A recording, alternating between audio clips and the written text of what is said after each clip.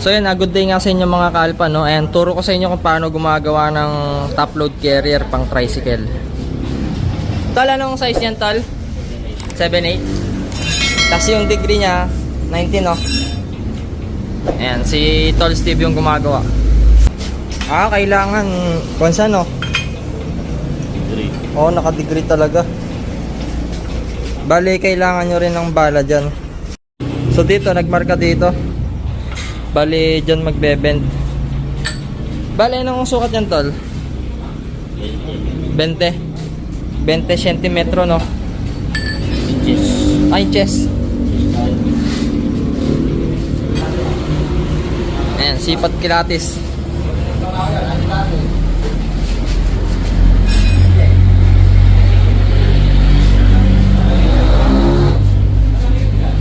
So dapat kabilaan to, ganyan siya na, Tol.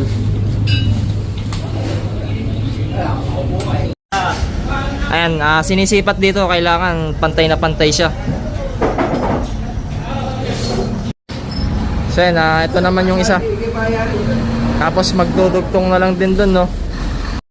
So yan yung itsura niya. Pwede naman diretso, no? Kaso bitin lang kasi yung tubo, no? So kung bitin yung tubo, magbebenda lang ulit dito, tapos i-attach dito. So hindi naman mahalata yan kasi TIG welding naman yung gamit, pang stainless, eh. So hindi ko na pinakita yung proseso dito sa pagbend kasi nakita nyo naman na kanina, eh. Basta nagbend lang ulit ng tubo. So pag bitin yung tubo ninyo, ganito na lang yung gagawin. So ito kasi hindi kasi tayo pwedeng magtapon ng mga tubo. And kung maaari, pwede pang magawa yung tubo na bitin, i-repair natin siya. So dito gumagawa ulit yung tropa natin. So ito buo naman to kasi ito kasi putol to, eh. So ire-remedyo pa yan. Ito gumagawa kasi siya ng display. And dito gumagawa yung tropa natin ng singsing na ipang lalagay sa design. Ayan, ganyan yung tsura nya, oh. So dito dudugtungan na yung isa. Ayan. Spot muna, tapos tsaka na yung full weld mamaya.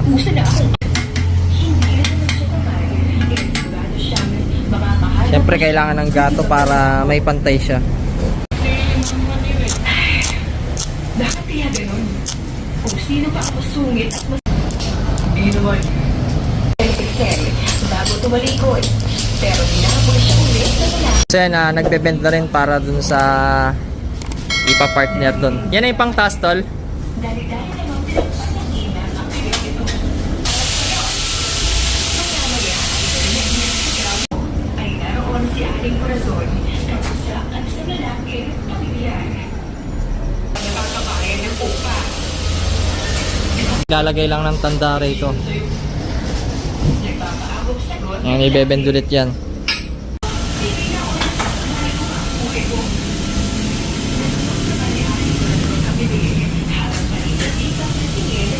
Lalagay lang ng tanda rito.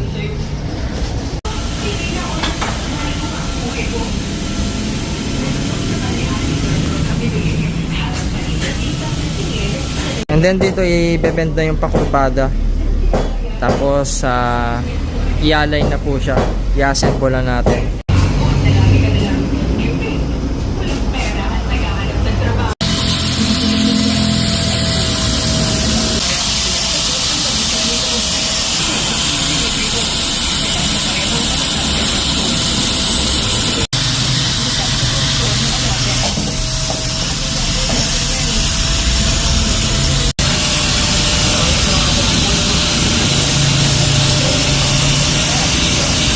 So yan, magkakat na tayo ng tubo.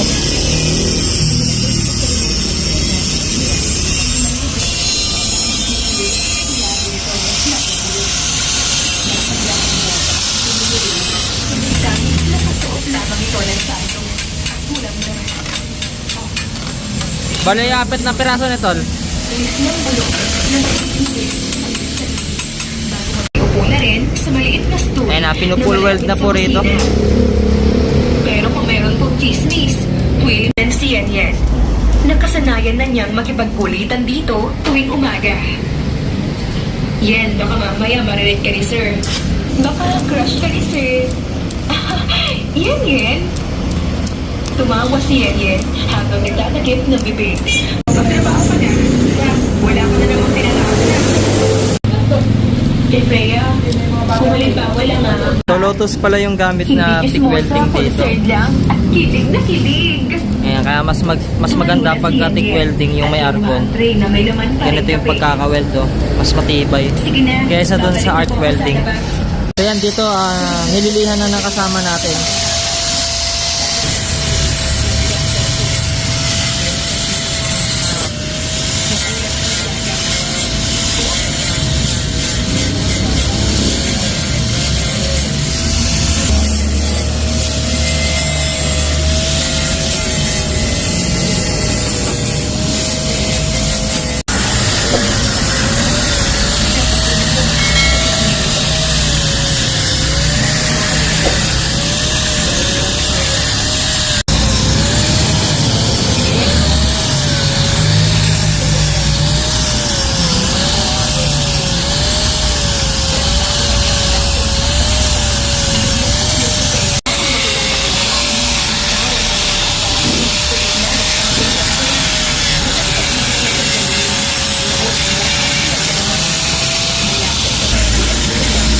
Dito naka-eskwala to. Tol, anong advantage pag may eskwala? Silip-silip ka mo. Mas madali na, no? Oo. Parehas, lahat. Pagka hindi naka-eskwala, Palipit. palipit siya. Mahirap magano. Mahirap i-align pagka ganyan, no? So yung iba kasi nabuo na ito, mga stock na lang din to. Maglalagay na lang ng flat bar, 4 yan. Tapos pakita natin mamaya yung technique dito. So 'di ba yung kahapon nabapping na. So ito mga stock to. Bali ito yung isa pa. So gagawa kasi tayo ng mga iba-ibang design eh. So dito nakalagay na yung mga flat bar dito. Stainless na rin yan. Ayan, dos media yung haba. Tapos uno media yung taas. Ayan. Para malaman yun. Kaya na, ipo-full weld na yung kaputol dito. Pati dun sa mga flat bar. Sasabihin ka.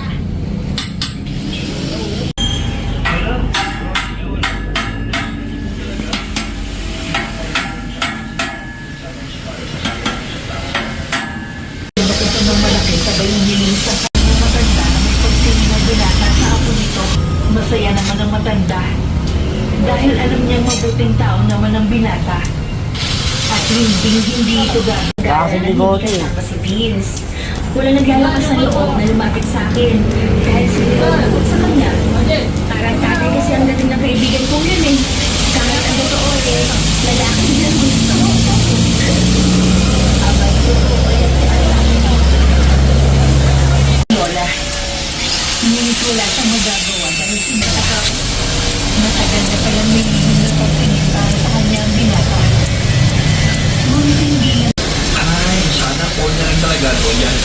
Sana all din na mahal. Ay, lako. Loko ka talagang bata ka.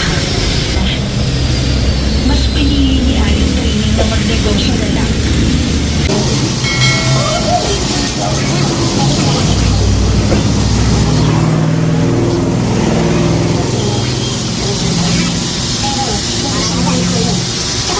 Basta mag-iingat na lang kayo mga bayanin sa kanya.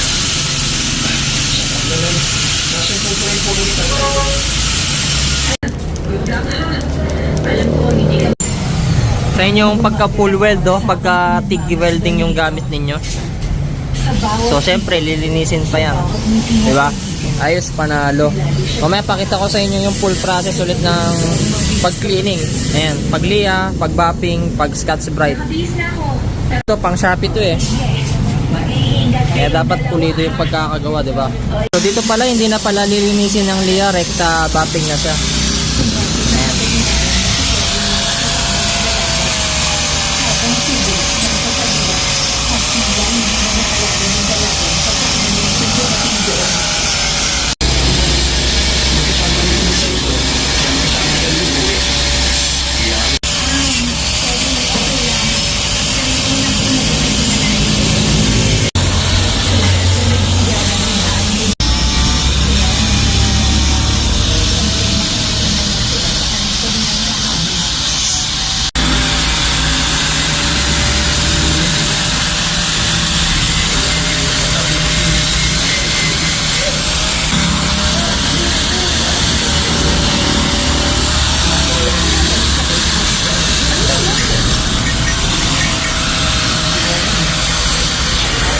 Yun lang ha, sana nga ay nag-enjoy kayo para hindi na rin humaba yung video natin.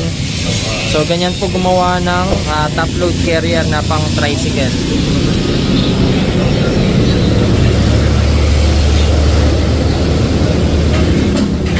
So yun mga kalpa, thanks for watching and goodbye.